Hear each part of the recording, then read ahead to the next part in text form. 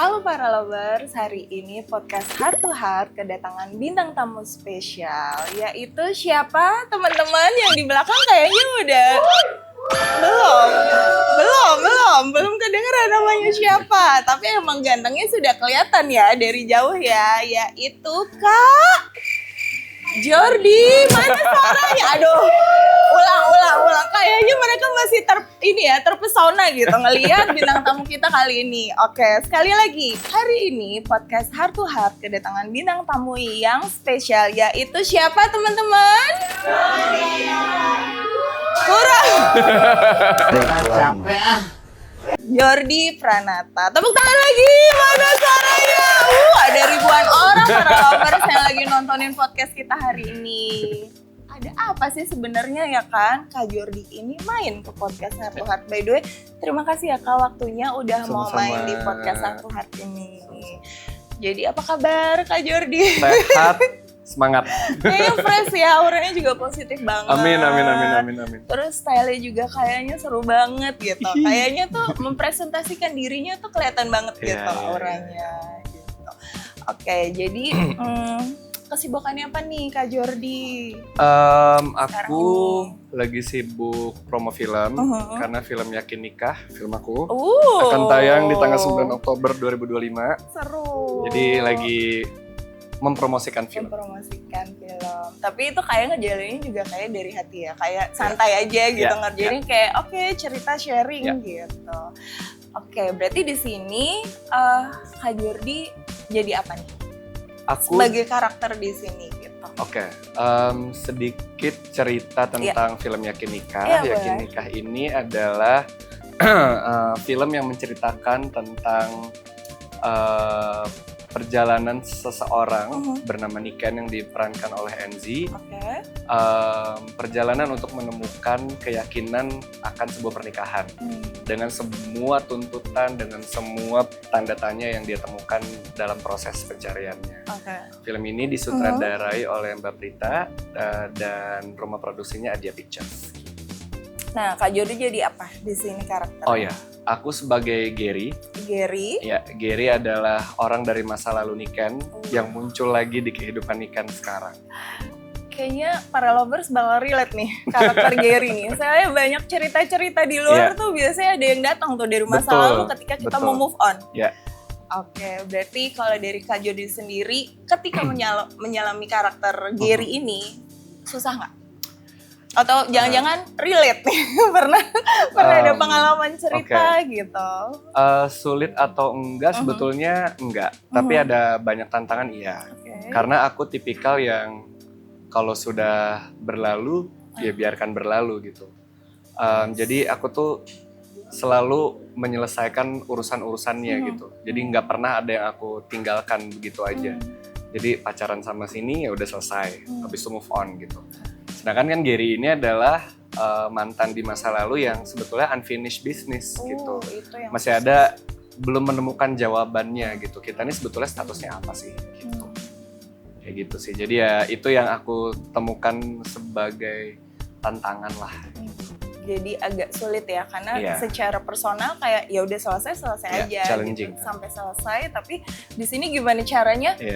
Wah. Iya, gitu kan? Kenapa dia masih mencari sosok ini kan udah lewat. Mungkin beda gitu. Nah, berarti dari situ ada nggak apa ya misalnya kayak Kak Gary lagi kan udah relate banget sama ininya gitu ya. Maksudnya sempat kayak cari-cari influence gitu dari teman-teman mungkin atau film gitu yang inspirasi dari karakternya ini. Iya, waktu aku berproses menjadi Gary, tentu aku banyak mencari tahu soal yang namanya unfinished business, terus bagaimana caranya untuk membuat logika baru pada seorang Jordi kalau sebetulnya nggak apa-apa kok orang dari masa lalu itu masih muncul untuk mencari jawaban yang belum dia temukan kayak gitu. Terus banyak aku diskusi sama Mbak Prita sebagai sutradara, kayak Mbak kenapa sih karakternya nih kayak gini gitu, fungsinya tuh apa? Ada nggak sih orang-orang realnya di dunia sana gitu? Terus banyak diskusi juga sama Enzi sebagai lawan main karena Enzi sebagai Niken kan. Pernah nggak sih Enzi lo ngalamin ini? Karena aku nggak pernah gitu. Terus ya banyak diskusi sih sebetulnya, dan banyak mendengarkan cerita-cerita orang. Sebetulnya unfinished business itu bukan cuma soal romance, tapi banyak soal hal-hal lain kan sebetulnya. Mungkin belum closure sama bos dulu, ketika keluar dari kantor masih ada emosi yang dibawa, padahal sebetulnya kita nggak tahu itu adalah keputusan yang tepat gitu. Atau sama orang tua misalnya, ada yang sudah keluar dari rumah tapi sebetulnya belum mengutarakan sebetulnya tuh apa sih yang dia alami, apa yang dia rasakan, cuman alasannya mau keluar rumah aja, mau mandiri gitu. Itu kan masih ada unfinished. Banyak banyak keinginan atau sebetulnya banyak tentang kita yang belum diketahui sama banyak orang, karena nggak mau aja ngomongin gitu, pengennya solusi tapi belum tahu kalau masalah itu sebetulnya harus dilewatin dulu, diselesaikan dulu, baru move-nya apa, kayak gitu. Kalau Kak Jordi sendiri pernah ada nggak unfinished yang memang sampai sekarang tuh kayaknya agak ganjel deh gitu? Unfinished business tuh aku ngerasanya sih alhamdulillah, amin gitu ya, semoga sudah selesai semua sama orang-orang di masa laluku. Tapi aku juga yakin pasti masih ada yang belum gitu, karena kita nggak ada yang tahu kan, manusia tuh ada yang namanya khilaf, kayak sebetulnya nggak sengaja, baru sadarnya sekarang, terus mau reach out orangnya juga orangnya udah happy kayak gitu.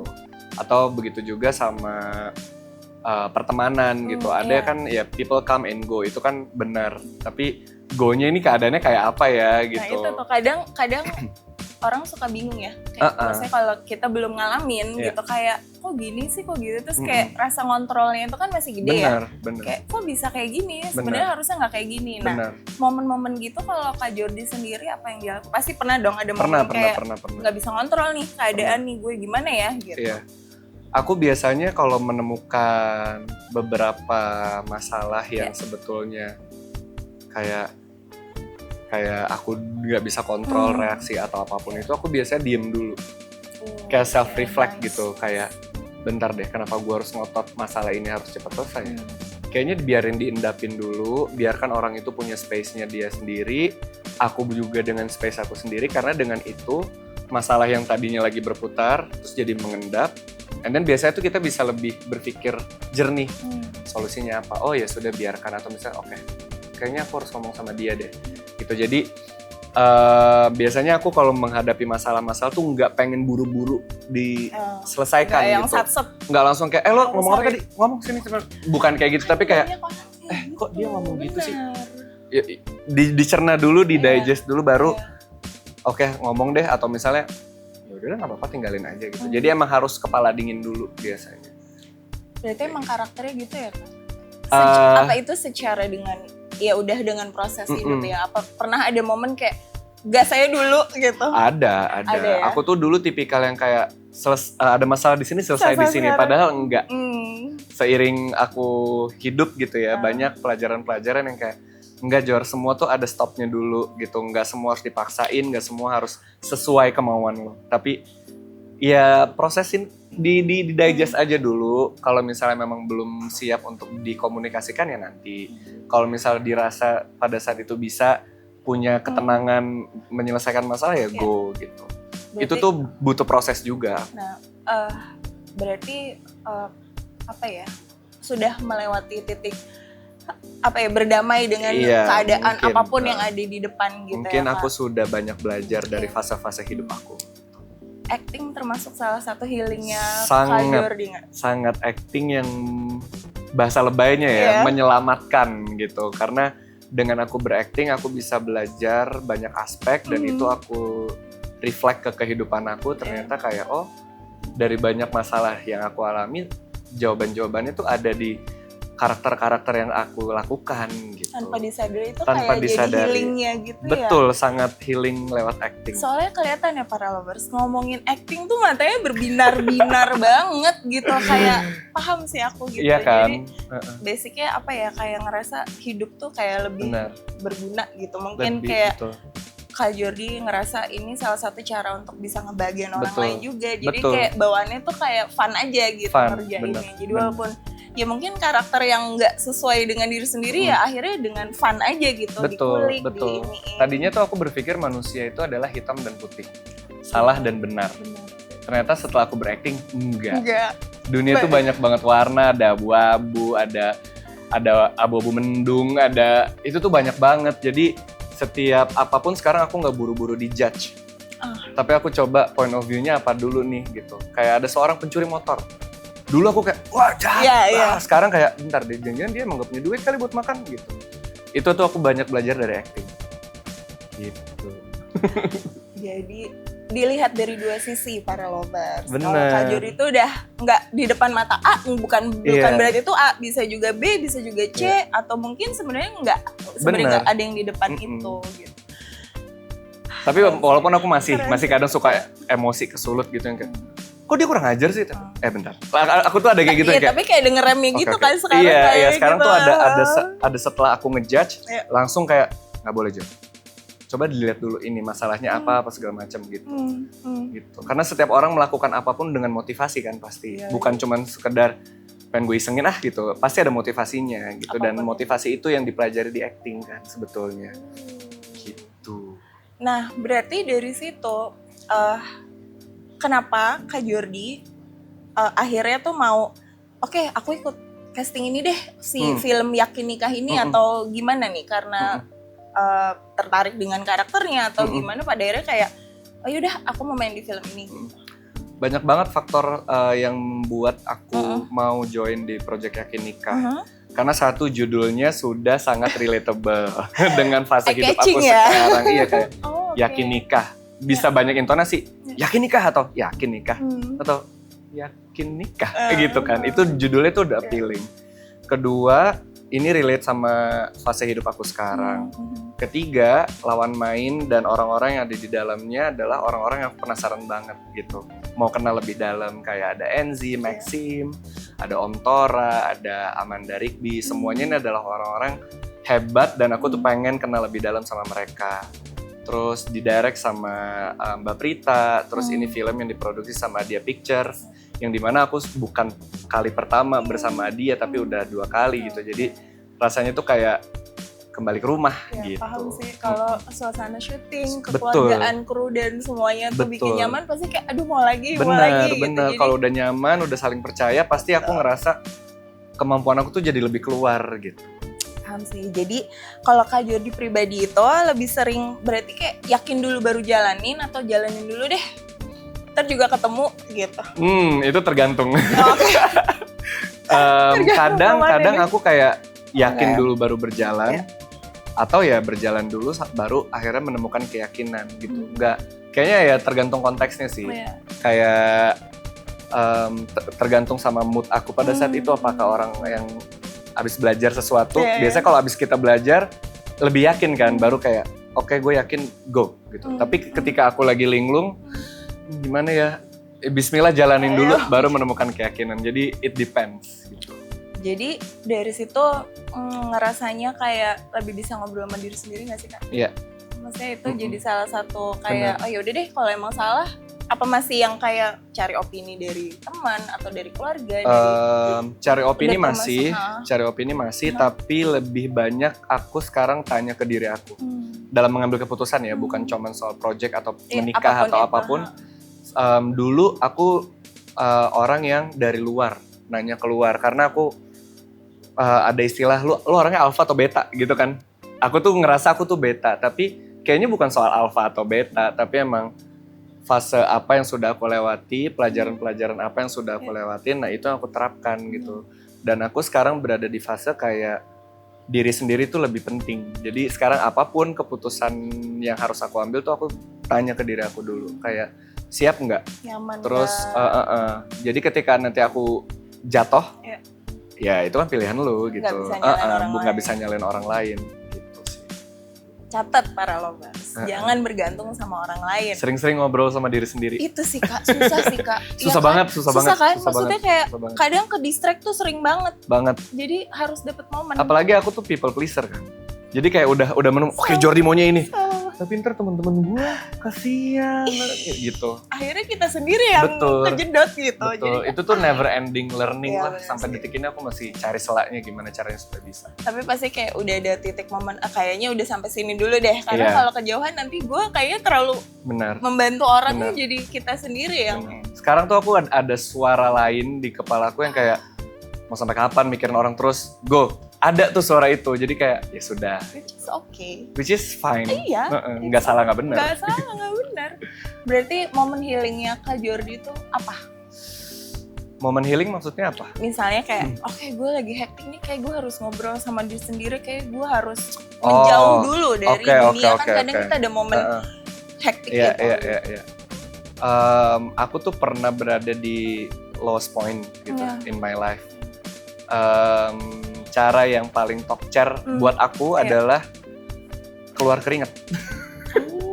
Jadi emang olahraga gitu. Pernah waktu itu mumet, mau pecah, nggak bisa tidur, bangun tidur nggak nafsu makan, lemas, ketemu orang drop.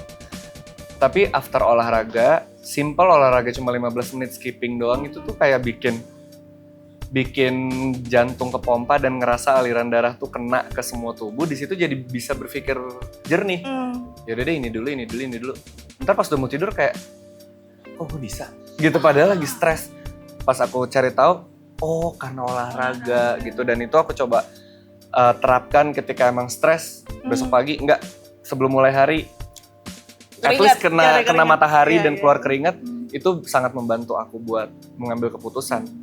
Ya itu proses healing lah mungkin ya. Enak ya, nggak perlu harus ke gunung, nggak perlu harus ke pantai. Betul, orang Indonesia tuh lari kan. Dapat iya terlalu, ya udah ngedistract doang itu. Iya, atau kayak mengurung diri di kamar tuh aku nggak bisa sih.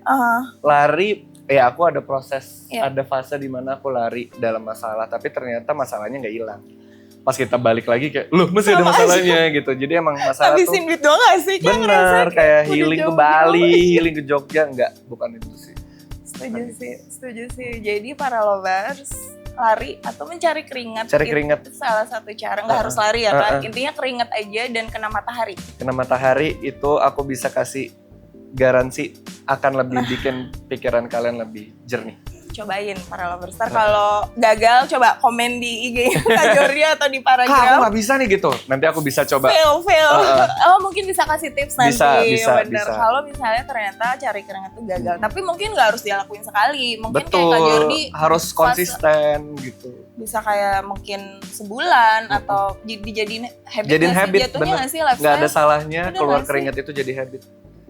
Karena kelihatan seger juga di muka. Betul, kayak, dan investasi untuk masa depan sebetulnya. Walaupun kita lagi capek, ngantuk, tapi kita paksain bukan berarti kayak, gue kurang tidur nih gara-gara gue ngikutin Jordi harus. Tapi percaya deh nanti 10 tahun kayak, oh iya ya gitu. Ternyata hidup sehat tuh investasi. Itu aku setuju sih. Tapi konsisten Kak, itu susah. Konsisten tuh memang dalam semua aspek emang susah.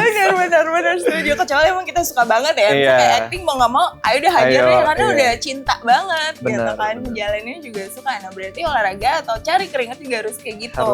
Harus.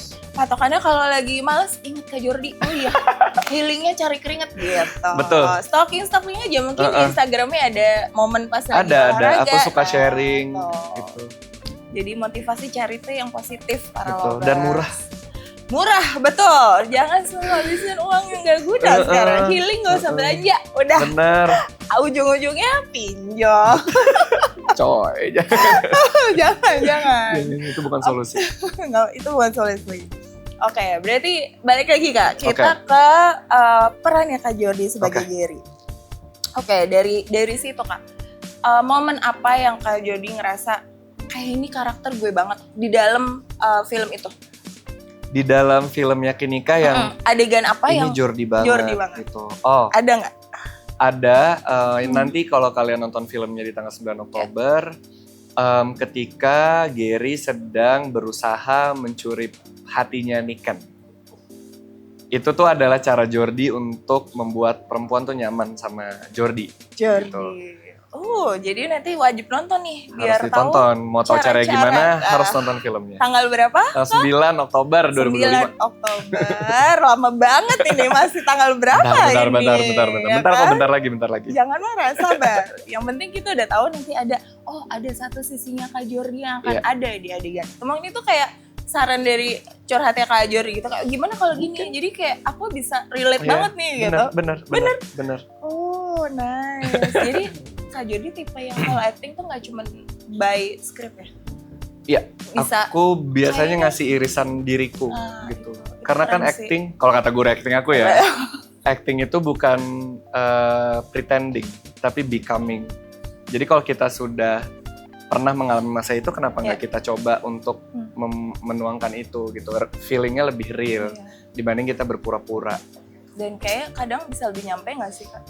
Kayak kalau kayak gitu pasti lebih nyampe ke Lebih nyampe, penonton nggak sih? iya lebih jujur. Iya, kayak nggak ada fake-fake-nya Iya. gitu. Jadi sebenarnya awal Kak Jordi cinta sama acting tuh apa sih? Momen apa?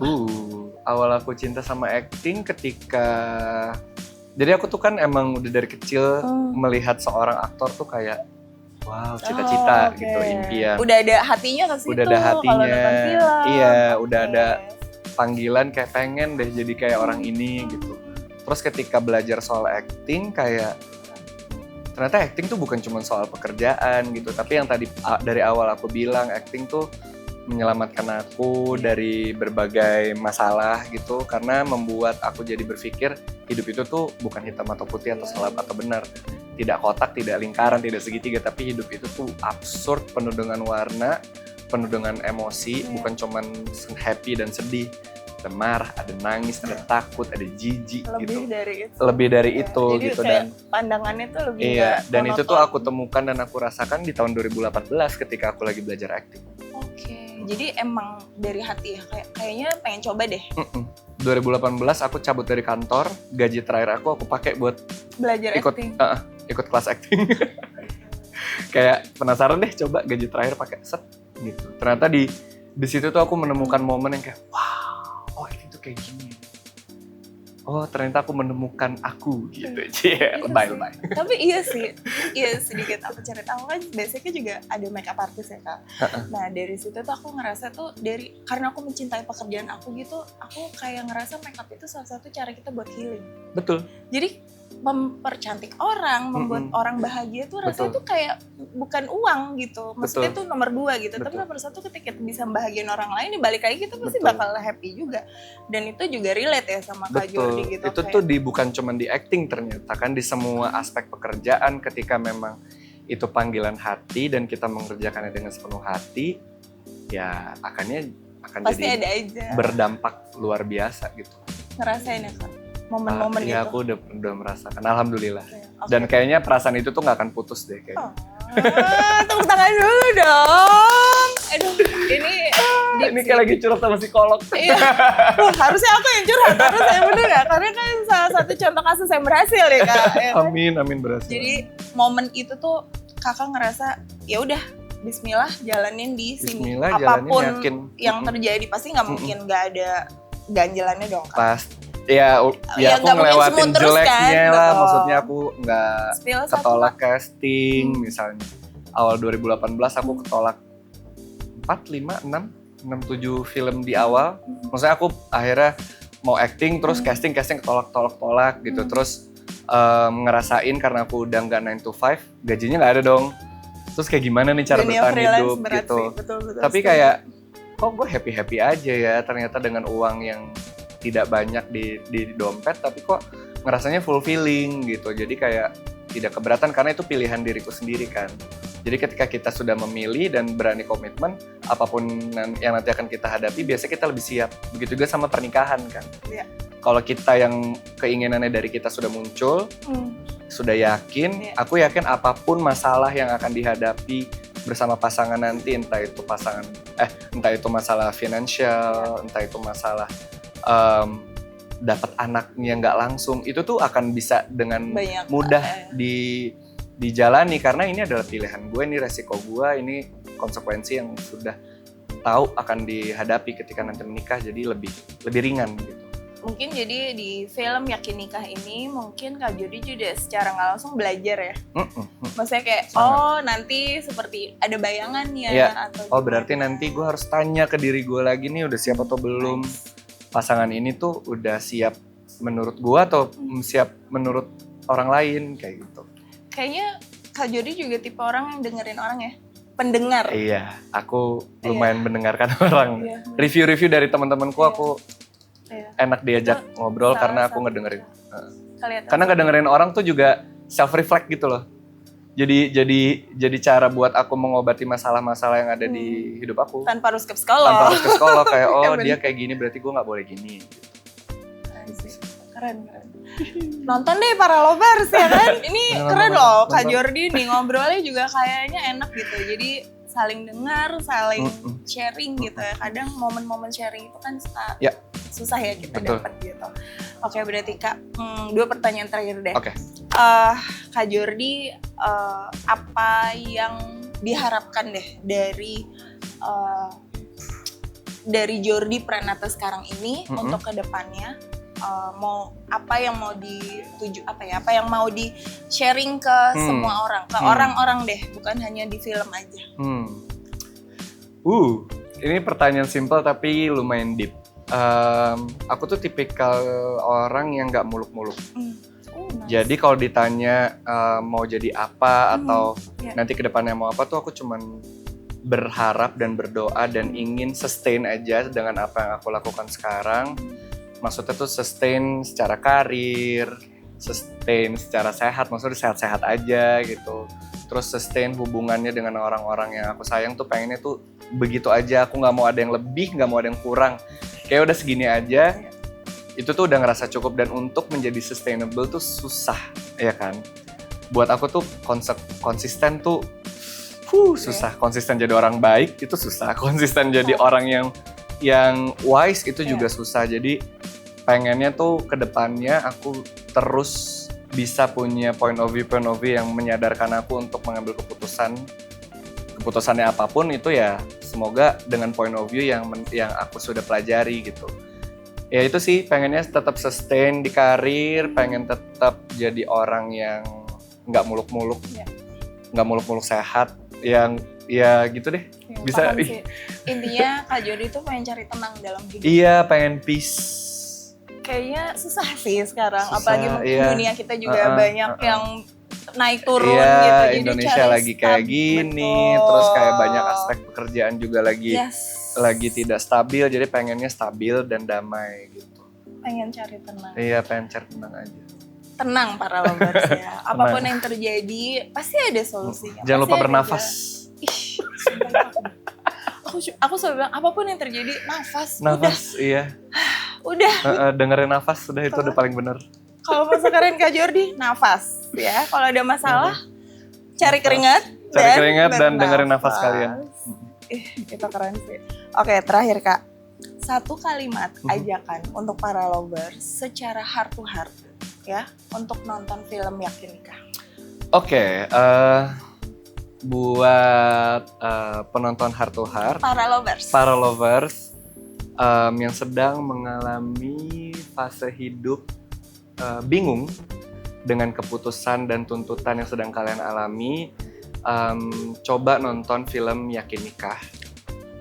Ini aku bukan cuma sekedar promosi, tapi aku benar-benar berharap untuk teman-teman semua yang sedang mengalami itu bisa menemukan jawaban dari semua kebingungan kalian, dari semua pertanyaan yang ada di hadapan kalian. Semoga film Yakin Nikah bisa ngasih jawaban atau setidaknya bisa menghibur kalian di antara kebingungan dan stres yang kalian hadapi. Nonton film Yakin Nikah yang akan tayang di tanggal 9 Oktober 2025. Itu isinya adalah orang-orang hebat, orang-orang yang mau ngasih pengalaman hidup lewat film. Jadi kalau nggak ditonton, sayang banget gitu. Nyampe ya para lovers. Semoga nyampe ya. Ini tulus, ajakan yang tulus. Ya. Gitu. Nggak acting kan? Nggak acting. Beneran deh. Karena aku memainkannya juga pakai hati dan aku berharap energi yang kita kasih dari hati ini nyampe ke kalian dan bisa tersentuh dan ngasih jawaban. Amin. Karena kan hidup tuh mencari jawaban terus kan. Dan kita nggak tahu jawaban itu kita dapat dari mana aja. Siapa tahu dari filmnya Kenika. Amin. Ya kan? Siapa tahu kita mendengar dari tadi sharingnya Kak Jordi, jawaban dari teman-teman Amin, para lovers amin. ketemu, ya kan? Jadi jawaban itu nggak jauh-jauh para lovers. Kadang kita harus melihat dari tempat-tempat terdekat. Betul. Atau balik lagi ke diri sendiri. Betul. Siapa tahu jawaban udah ada tapi kita belum tahu. Yakinikah 9 Oktober 2025 bersama dengan Jordi Pranata. Yeay! Woo, woo, woo, woo. Keren, thank you. Kak. Thank you. Ini kalau nggak